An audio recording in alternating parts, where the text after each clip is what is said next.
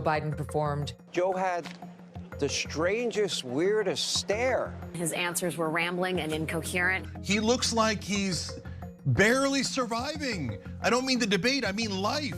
There is a deep, a wide, and a very aggressive panic in the Democratic Party. The question is, could it be that Democrats now have to It will be man-to-man, no moderators, no holds barred.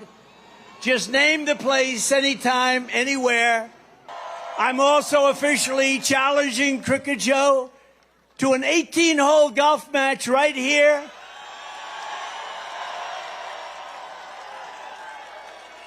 On Doral Blue Monster, considered one of the greatest tournament golf courses anywhere in the world, one of the great courses of the world. It will.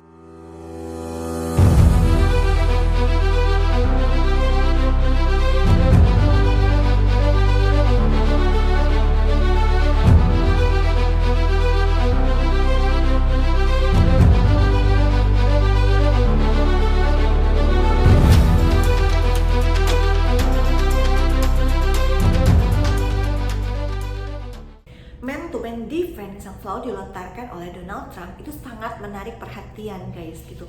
Dengan segala keberdayaan yang dimiliki oleh Donald Trump, dia ini selalu menyudutkan Biden di setiap kesempatan. Padahal kalau misalkan dari segi usia, sebetulnya keduanya ini tuh ya beda-beda tipis guys. Biden berusia 81 tahun, sedangkan Trump itu berusia 78 tahun. Hanya selisih ya 3 tahun aja gitu. Tapi di momen kampanye pemilihan presiden ke-47 negara adidaya tersebut, ya pasti juga punya pengaruh besar buat kehidupan dunia. Baik keduanya, Trump ataupun Biden, itu mereka harus saling menonjolkan diri, menunjukkan kekuatan masing-masing. Dan siapa yang menyangka di tanggal 21 Juli kemarin, pada akhirnya Biden pun mengundurkan diri dari kontestasi capres tersebut dan harus digantikan oleh wakilnya Kamala Harris dari Partai Demokrat. Banyak spekulasi bermunculan atas pengunduran diri Biden tersebut, dimulai dari isu akan usia dan kesehatannya yang semakin menurun, dan juga karena performa terakhir debat dengan Trump di tanggal 28 Juni kemarin yang dinilai kurang memuaskan oleh aktivis Partai Demokrat Jay Sudukowski. Dia menilai kalau misalkan eranya Biden itu sudah berakhir. Setelah berbicara yang kurang jelas, kemudian juga sempat terdiam terpaku di podium, dan juga dia seringkali mengatakan hal-hal yang menjebak dirinya. Dan bahkan lawan politiknya sendiri, Donald Trump, itu berpendapat bahwa Biden ini sepertinya tidak mengerti tentang apa yang dia katakan oleh dirinya sendiri. Dan Amerika sebagai negara yang menjamin hak-hak individu untuk berbicara itu juga mempengaruhi the way of language spokennya mereka gitu. Seperti di debat capres tersebut gitu, dimana mereka ini gak cuma membahas atau beradu argumen tentang isu-isu terkait imigrasi, ketahanan global, perang Ukraine, ataupun perang Gaza, atau cara menyelesaikan masalah ekonomi. Tetapi mereka juga secara frontal saling menyerang personal masing-masing, baik itu dari rekam jejak, masalah hukum, ataupun usia, fisik, kesehatan, atau kelemahannya masing-masing gitu. Jadi begitu pihak lawan menyerang, pihak yang diserang itu juga langsung menyerang balik gitu. Jadi di sini tuh memang no baper-baper guys gitu. Jadi ini tuh yang membuat momen debat capres tersebut itu yang bikin seru gitu. Nah, ada momen menarik ketika moderator itu bertanya kepada Donald Trump akan kapabilitasnya sebagai presiden Amerika Serikat jika betul-betul terpilih di usianya yang akan menjadi 82 tahun. Nah, berikut videonya, kita simak bareng-bareng ya. Former President Trump, to follow up, you would be 82 at the end of your second term. What do you say to voters who have concerns about your capabilities to serve? Well, I took 2 tests, cognitive tests. I aced them, both of them, as you know. We made it public. He took none. I'd like to see him take one, just one, a real easy one. Like go through the first 5 questions. He couldn't do it. But I took 2 cognitive tests. I took physical exams every year. And, you know, we knock on wood wherever we may have wood, that I'm in very good health. I just won 2 club championships, not even senior, 2 regular club championships. To do that, you have to be quite smart, and you have to be able to hit the ball a long way. And I do it. He doesn't do it. He can't hit a ball 50 yards. He challenged me to a golf match. He can't hit a ball 50 yards. I think I'm in very good shape. I feel that I'm as in good a shape as I was 25, 30 years ago. Actually, I'm probably a little bit lighter, but I'm in as good a shape as I was years ago. I feel very good. I feel the same. But I was willing to take a cognitive test. And you know what? If I didn't do well, I aced them. Dr. Ronnie Jackson, who's a great guy when he was White House doctor. And then I took another one, a similar one. And one of them said they'd never seen anybody ace him. Thank you. President Biden? You can see he is 6'5" and only 223 pounds, or 235 pounds. Well, you said 6'4", 200. Well, anyway, that's what anyway, just take a look at what he says he is and take a look at what he is. Look, I'd be happy to have a driving contest with him. I got my handicap, which when I was vice president, down to a 6. But by the way, I told you before, I'm happy to play golf if you carry your own bag. Think you can do it? That's the biggest lie that he's a 6 handicap of all. I was an 8 handicap. Yeah. 8. Never. But I have, you know how many? I've seen you swing. I know you swing. Hey, let's not act like children. President Trump, we're going to 21 turn. Let's not act like children. Nah, di kesempatan ini, Trump itu dengan antusiasnya menceritakan kalau dia itu setiap tahunnya ada 2 kali tes kognitif dan juga physical test, di mana hasilnya dia itu selalu umumkan kepada publik. Dan dia menuding kalau misalkan Biden itu tidak pernah melakukan hal yang sama seperti dirinya. Dan dia juga cerita, dia tuh rajin banget latihan, driving, gitu, menggunakan salah satu klub golf, yaitu typical wood, gitu, untuk melatih memukul bola. Gitu. Dan dia juga cerita baru-baru ini tuh dengan antusiasnya dia baru memenangkan 2 golf championship, not even senior club tapi regular club. Jadi dia tuh merasa performanya dia tuh seperti 25 atau 30 tahun yang lalu gitu. Dan untuk memenangkan kejuaraan golf tersebut, Trump itu bilang ke Biden kalau lu tuh harus cukup pintar untuk bisa mengatur strategi, tactics, dan juga mampu untuk memukul bola jauh-jauh gitu. Dan dia sudah melakukannya begitu. Dan di sini Trump mengejek Biden yang tidak bisa melakukan pukulan bola lebih dari 50 meter begitu. Dan sekaligus Trump ini menantang Biden untuk mau tanding golf sama dia. Ya mungkin pengen tahu aja skor mana yang paling bagus gitu kan.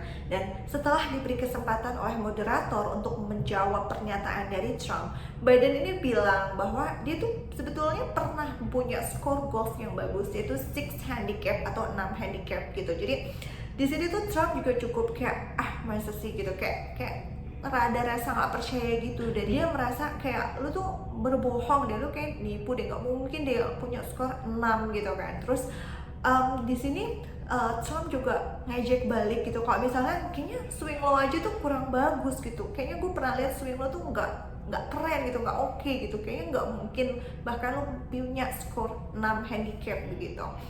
Terus akhirnya Biden ini menjawab kalau misalkan ya gue sih oke-oke aja, lo ngajak tanding golf gitu ya, gue sih oke-oke aja gitu, tapi syaratnya ya lo tuh harus bawa tas golfnya sendiri, nggak boleh dibantu oleh caddy kayak gitu. Sebetulnya Presiden Biden ini juga dia adalah pemain golf gitu, bahkan hampir seluruh presiden Amerika itu adalah pemain golf. Nah cuman Trump ini memang sebagai professional golfer gitu. Jadi kalau dilihat dari recordnya, memang Donald Trump ini sangat erat kaitannya dengan olahraga golf sebagai real king of real estate. Jadi kok ditanya lagi berapa banyak lapangan golf yang dia punya gitu. Bahkan di tahun 2016 saat dia masih menjabat sebagai presiden Amerika, sedikitnya dia itu sudah punya 17 lapangan golf yang tersebar di seluruh dunia. Ada 12 properti milik Trump Golf di Amerika Serikat, 2 di Skotlandia, 1 di Irlandia, dan 1 lagi di Uni Emirat Arab. Dan lewat Trump Organization juga memiliki 3 properti golf yang akan segera dibuka, 2 di Indonesia dan 1 di Dubai. Dan juga lapangan golf yang dimiliki oleh Trump telah dipilih untuk menjadi tuan rumah berbagai acara PGA dan LPGA, termasuk kejuaraan PGA di tahun 2022. By the way, menurut Jack Nicklaus, pegolf Amerika yang sudah pensiun dikenal sebagai perancang lapangan golf yang telah memenangkan 117 turnamen profesional. Dia bilang kalau Trump ini lebih mencintai permainan golf daripada uangnya. Trump sudah mulai bermain golf sejak masa kuliahnya di Fordham.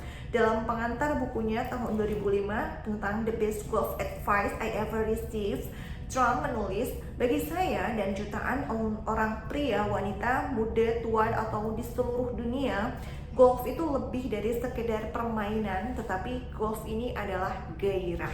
Memang kayaknya nggak cuma Trump aja sih yang begitu bergairah untuk bermain golf. Banyak beberapa kalangan seperti selebriti, pejabat, politik, bisnismen, pimpinan eksekutif, ataupun orang berduit lainnya yang bisa kita temui di komunitas golf. Karena golf ini memang bukan hanya sekedar olahraga, tapi lebih dari itu. Golf ini sebagai lambang prestisius gitu. Jadi berbeda juga dengan olahraga bela diri lainnya seperti misalnya kickboxing, alam boxing, atau muay thai atau yang lainnya gitu. Ketika lo menang olahraga bela diri tersebut gitu, pasti orang melihat lo itu sebagai superhero, orang terkuat di bumi seperti itu gitu. Tapi kalau misalkan lo menang golf championship, entah itu kategori the longest drive ataupun kategori hole in one gitu atau whatever kategori gitu, orang tuh akan melihat lo sebagai orang yang gila super cool gitu, karena memang sesulit itu lo bisa menang golf championship begitu. Gak peduli seberapa banyak isi rekening lo, kalau lo menang golf, kasta lo tuh bisa langsung naik begitu.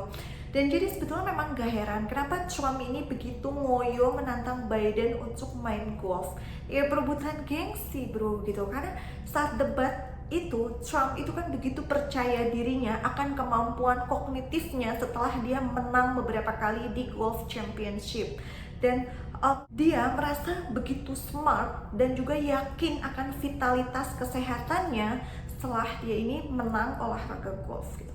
Memang ya secara keseluruhan prestige golf itu berakar akan signifikansi historinya, kemudian juga daya tarik global, keanggunannya. Saat lo melakukan swing itu adalah mahakarya Tuhan yang paling sempurna, dan tantangannya ketika lo harus bisa membalance, membuat seimbang. Memang bermain golf itu nggak cuma butuh kekuatan fisik aja, tapi juga kecerdasan otak dan mental. Karena memang di olahraga golf ini itu butuh koordinasi yang baik dan tepat antara tangan dan mata, dan juga kebugaran fisik dan juga fokus mental yang baik. Dan filosofi bermain golf menurut gue itu sama halnya ketika kita hidup di dunia ini begitu. Ketika lo melakukan impact pukulan bola, sebuah mata yang tertuju pada lo itu pasti berharap lo bermain jelek, bolanya nggak masuk, pukulannya nggak terarah begitu. Tapi gimana caranya lo harus tetap kontrol itu semua, stay fokus sama apa yang mau lo raih terhadap tujuan lo. Dan ini tuh karakter bro, this is character gitu. Jadi hal ini butuh akan kecerdasan emosional dan juga intelijensi dan juga creativity, semuanya bermain di sini. So, in the end, apakah Biden itu harus menjawab tantangan Trump untuk bisa bermain golf bareng?